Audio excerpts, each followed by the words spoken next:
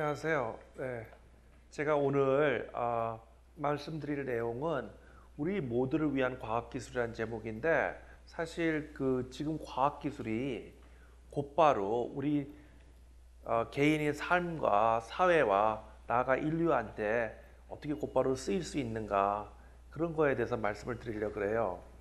제가 원래부터 이랬던 건 아니고 지금으로부터 5년 전에 학생들을 데리고 미국에 야외 지질 조사를 갔다가 캘리포니아 사막에서 제가 몰던 차가 이렇게 뒤집혀 가지고 천장이 내려앉는 바람에 이제 제가 목을 다쳐서 목 이 어깨 이하로는 완전히 아무 감각이 없는 전신마비 마비 장애인이 됐거든요.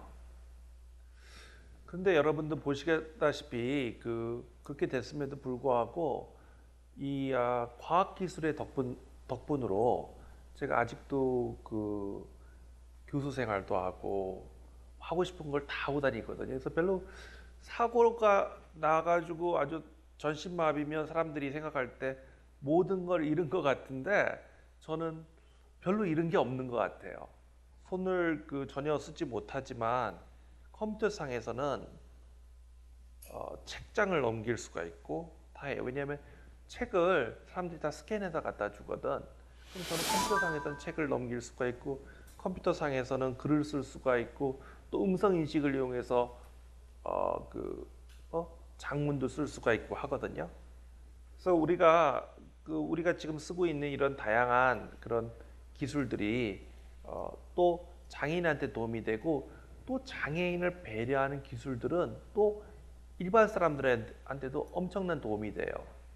사람들이 과학하면 아주 천재적인 머리를 갖고 있어야 되고 그러는 줄 아는데 제가 볼 때 과학이 뭔가를 여러분이 알면 되게 아이씨 나도 할 수 있는 거 아니야? 이런 생각이 들 거예요, 분명히. 과학의 근본은 실험과 관측입니다. 근데 사람들이 프란시스 베이컨을 근대 과학 사상의 아버지, 과학적인 사고가 프란시스 베이컨에서부터 출발됐다고 얘기를 하거든요. 그 이유가 뭐냐면 이 사람이 귀납법이라는 걸 주장했습니다. 여러분 혹시 여기 연역법과 귀납법이 뭔지 아세요? 연역법은 3단 논법이에요. 3단 논법. 네? 한마디로 말해서 A equal B, B equal C, 고로 A equal C. 이게 3단 논법 아닙니까? 이게 연역법이에요. 근데 사실 연역법이 가장 많이 쓰이는 데는 수학이에요, 수학. 근데 어느 날 프란시스 베이컨이 생각을 해보니까 자연의 현상은 되게 복잡하고 얽혀있기 때문에 우리가 이 연역법적인 사고만 가지고는 자연의 진리를 이해할 수 없겠구나 해서 우리가 자연을 접근할 때는 귀납법적인 방법으로 접근해야 된다 하는 것을 주장했어요. 그리고 귀납법이 곧 실험과 관측이고 이게 곧 과학이거든요. 예를 들어서 어떤 상자가 있다 그래요. 네? 이 상자가 뭔지 도대체 이걸 밝히는 게 우리의 목표야. 내가 이 상자에 1이라는 숫자를 넣었더니까 조금 있다가 2라는 숫자가 돼서 나왔어. 2를 넣었더니까 4가 됐어. 3을 넣었더니까 6이 됐어. 이 상자는 뭐를 2배로 만드는 거구나 하는 것을 우리가 이제 짐작할 수가 있거든요. 그렇지만 실험을 했는데 어느 날 5를 넣었는데 여기가 12가 돼서 나오면 이 상자는 2를 만드는 게 아니라는 것을 우리가 생각할 수 있잖아요. 그렇죠? 아니면 우리가 실험을 잘못했던가. 그렇죠?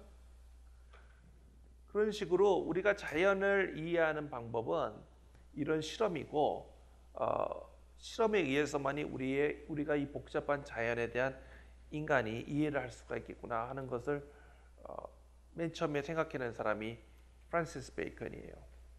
여러분도 그런 예를 잘 아실 거예요. 예를 들어서 뉴턴이 만유인력을 발견한 것도 뭐 사과가 떨어져서 그게 아니라 실은 어, 그 티코브라, 케플러 이런 사람들이 오랜 동안 행성을 관측해가지고 실제로 관측을 해보니까 지구가 태양을 돌 때, 행성이 돌 때 타원형으로 돈다는 것을 알고 이게 도저히 원이면 그 뭐 수학적으로 너무나 아름다우니까 설명이 되는데 왜 타원형으로 돌까? 그런 문제를 못 풀다가 몇백 년 동안 못 풀다가 어느 날 뉴턴이 그 문제를 풀어내 가지고 그 문제를 푸는 과정에서 만유인력이 나온 거예요. 만약에 그런 케플러나 그 전 사람들이 그런 타원형으로 돈다는 관측 사실이 없었으면 아예 우리가 그런 문제, 그게 문제인지도 몰랐을 거예요. 그렇죠? 그래서 어떻게 보면 과학은 인류가 그동안 태어나서부터 지금까지 보고 느끼고 한 것을, 경험한 것을 그 원인과 결과를 맞춤으로써 만들어낸 오랫동안 인류가 만들어낸 지식 체계예요. 네? 그러니까 이렇게 인류가 만들어낸 이 지식 체계를 더 넓혀가고 넓히지 못하면 수호해가고 지켜가고 나는 이 세상에 이것보다 더 고귀한 사명은 없다고 봐요.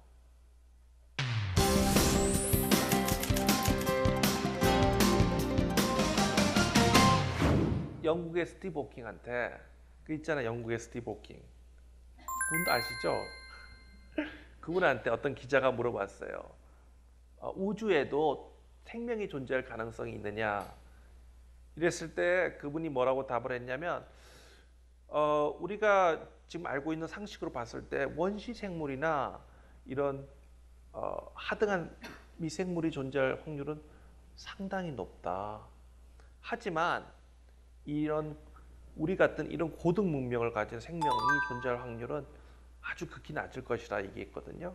우리가 한번 생각해 볼 필요가 있어요. 고등 문명을 이룩할 수 있는 그 조건들이 뭘까? 첫째, 아주 이 지구라는 이런 그 좋은 환경을 적당한 크기의 행성이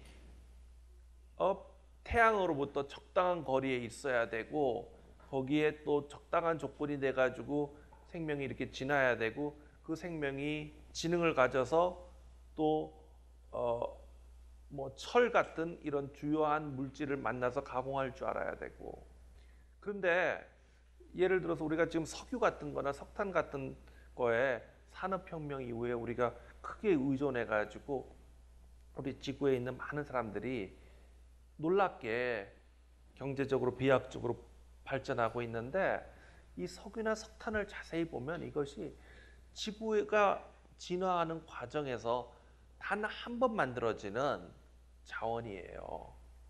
46억 년이라는 그런 오랜 기간에 걸쳐서 만들어진 이 자원을 우리가 지난 200년 동안에 거의 반쯤 쓴 것 같아요. 앞으로 우리가 더 좋은 삶을 살게 되면 더 빠른 속도로 쓰게 될 거예요. 그래서 아마 많은 사람들은 이게 한 200년도 안 남았을 거라고 생각하거든요. 천문학에 이 드레이크 방정식이라는 게 있어요. 이게 뭐냐면 은하계에 또 다른 우리와 같은 고등 문명과 우리가 접촉할 수 있는 확률, 그러니까 ET와 우리가 통신할 수 있는 확률이라는 게 있어요. 우리와 같은 고등 문명을 가져서 이렇게 외계와 통신할 수 있는 정도의 그런 문명을 가진 그러니까 행성이 하나? 몇 개 안 남는데요. 어쩐지 아무도 우리한테 지금까지 연락을 안 하더라. 네? 따라서 어떻게 보면 우리가 생존해야 되고 인류가 번영해야 되는 이 사명은 어떻게 보면 우리 지구나 우리나라의 문제가 아니라 어떻게 되면 이 우주적인 문제예요. 우리 지구만은 끝까지 살아남아 가지고 올해 그 다른 행성들과 다른 문명한테 교신하고 우리의 그 문명을 전파해야 될지도 몰라요. 그러려면 우리가 해야 될 게 이 반짝 400년만 살면 되는 게 아니라 더 오래 몇백만 년 살아야 되는 거 아니에요. 고등 문명을 유지해야 되는 거예요. 그래서 이제 제 생각에는 우리의 사명이 뭐겠나?